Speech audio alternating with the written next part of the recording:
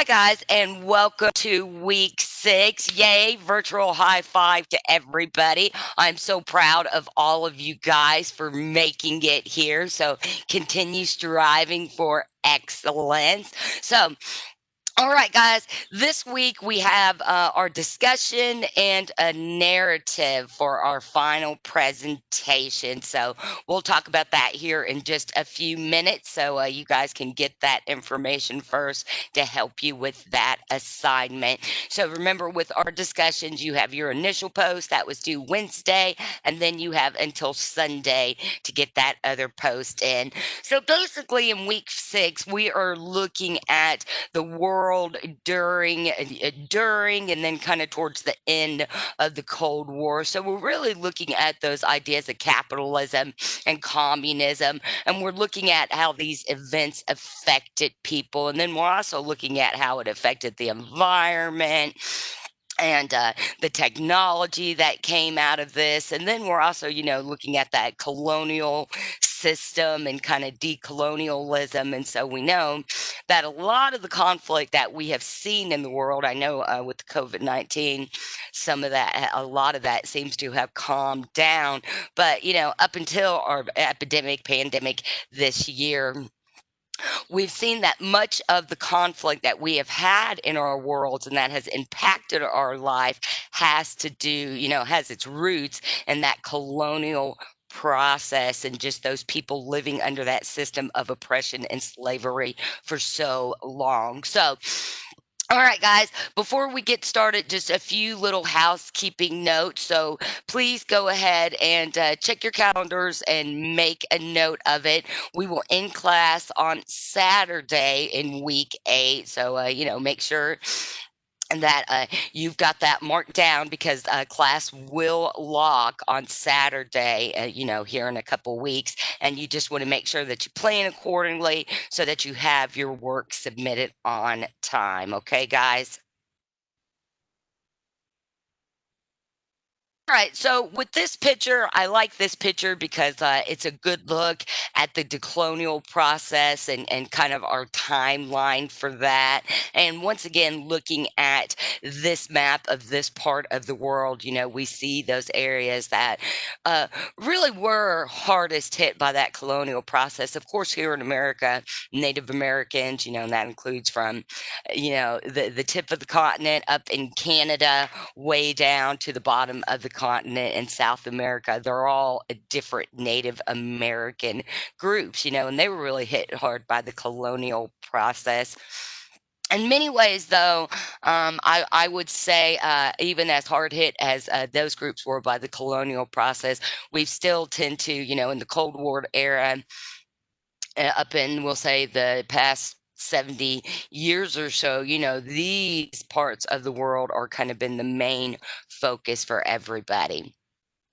So, just a little preview there for our lecture. And so, what I want to do now is, like I said, I want to talk a little bit about that assignment that's due. So, you guys have that information right up front here in the lecture for you. Okay, so this week you are developing your script that you are going to read when you make that final presentation. So you want to make sure that you're addressing all the requirements for the content, and you really want to look at your script as this is a narration, that's the story that you are going to read. So you don't want everything that you're going to say verbatim listed on your slides, because you got to think about that. If I'm sitting here, I'm reading everything I have on my slides to you, that's going to be a little boring because, rather than getting a presentation, you guys are just kind of getting a read along. And the whole point of the presentations is that we want to make them visually aesthetic. So you guys have been watching my videos and you see how I break it up. I have these bulleted points. I have illustrations. I don't know if I have anything referenced. Actually, now that I think about it, I show you guys how to do APA, but I'm not sure if I've ever really exemplified that in any of my PowerPoint lectures. but it is important that you have APA citations, and then of course your last slide is going to be your reference slide or slide. Sometimes you end up having more than one of those, but it's important that you have at least one citation for your facts on each slide. So, however, you put your illustrations and your bullet points in there, maybe at the end of the bullet points, for that last one, and you can just throw in that author's name and date real quickly there. And I also want you guys to keep in mind that in making this final presentation, that you're not, don't think of it as you're just making it for me to watch. Think of it as something that you can use in your portfolio, that will exemplify a little bit of your personality, your speaking skills, and that's something else that you can add to that portfolio for potential employers, is really the main point of it. Most of you guys, actually all of you guys, are in nursing, so you never know when you'll get that type of supervisory job to where you're going to have to be giving presentations to people. And so it's a good idea to already have a copy of something so that you can show, or maybe that's something that is needed at your hospital, or your place of a business. They need somebody to be an instructor and do a little safety meeting or something, and that's something that you are interested in, so you can stand up and say, hey, I would like to do that. And I already have this great little video that I made for my history class that'll help show you, that I do have the skills to do this. And so it's a good idea just to, like I said, don't think of it that you're just making it for me. Think of it as something you could add to your portfolio. Whenever I take classes, no matter what subject the class is in, or what the focus of the assignment is, I always try to turn it a little bit into what I'm interested in. So right now I'm working on my PhD in psychology, and with animal assisted therapy and looking at mindfulness. So in all my psychology classes, whatever assignment, if I have to write a paper on ethics in psychology, then I'll do it involving animal assisted therapy, and the ethics that is involved in that. And the reason I always try to tailor my assignments to what I'm interested in and what I'm working on my PhD in, is because that's already then information that you'll have. So when I get to that end, when I actually have to start sitting down and writing out that 1,000-page thesis for my PhD, I already, I don't just have a blank screen and be like, okay, animal assisted therapy and animal assisted therapy and mindfulness.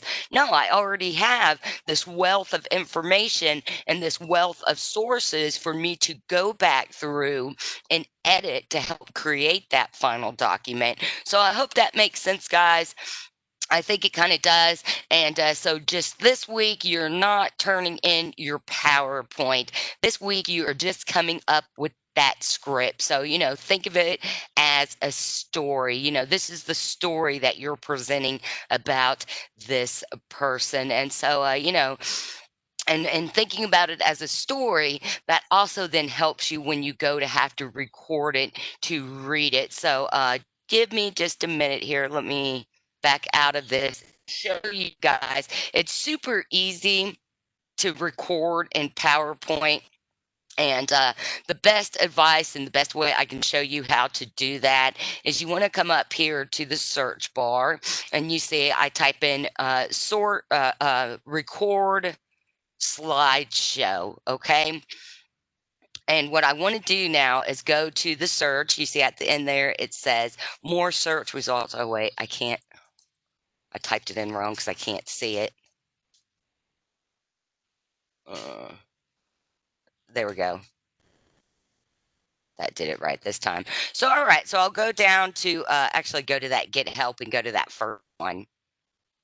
If you've never recorded a PowerPoint presentation before, the reason that I tell you is to go search it in and then go to the help is because the help in the Microsoft products has always been pretty awesome in my opinion. You can really just type in whatever you need to do in one of their programs, and their help does a great job of showing that to you. And so, to help you in recording your PowerPoint, I do suggest that you go through the help topics here, and it shows you anything that you want or would need to record your slideshow. One thing to keep in mind, you'll see it's that next one or that first one under the more results. There is that where it says slide timing. This is something that has tripped me up in PowerPoint before. You want to try to make sure that as you're reading your script, you're presenting your story, you try to keep it consistent for each slide, because you have to set a time for how long you're going to be on each of those slides. So it's always a good idea to kind of read through, match it up with your slide, and then set yourself for a time, because if you don't do that time right, and then you'll end up with, let's say you have like one slide, you go and you're talking for 10 minutes, and then the next one you're talking for 2 minutes. Well, that 2 minute slide is going to record in a time minute frame, in a 10-minute time frame, because the other one was 10 minutes. And so when you get to the final video and record and viewing your presentation, you're going to have like this 8 minutes of just nothing, and until it starts back up on the next slide. So you want to try to avoid that. So a good rule of thumb is to try to think about spending 2 to 5 minutes on a slide, and really like about 5 minutes should be enough for you to read. But like I said, that's going to vary depending on how you go about writing and narrating your story. Just keep that in mind, like that if you when you do time slides, and you want to make sure that you're consistent with that timing. And then I know for your presentation, for the transcripts this week, it is saying 3 pages, and that doesn't include that title page and reference page. Remember, no matter what the length of the paper is, you always add those 2 extra pages, because you always want to have a title page, and you always want to have that reference page with your sources listed. So basically, I would say, for the purpose of class, that about 3 pages is good enough for you to be able to get through all of your slideshows, through each of your slide, and give yourself a good, nice, round, full story on your person. So hopefully these tips help, guys. We'll jump right into our lecture. And like I said, just remember, you're not doing the PowerPoint this week. It will be a Word document, and you don't want to have all of your transcripts written out on all your slides when you go to start working on that for the final presentation.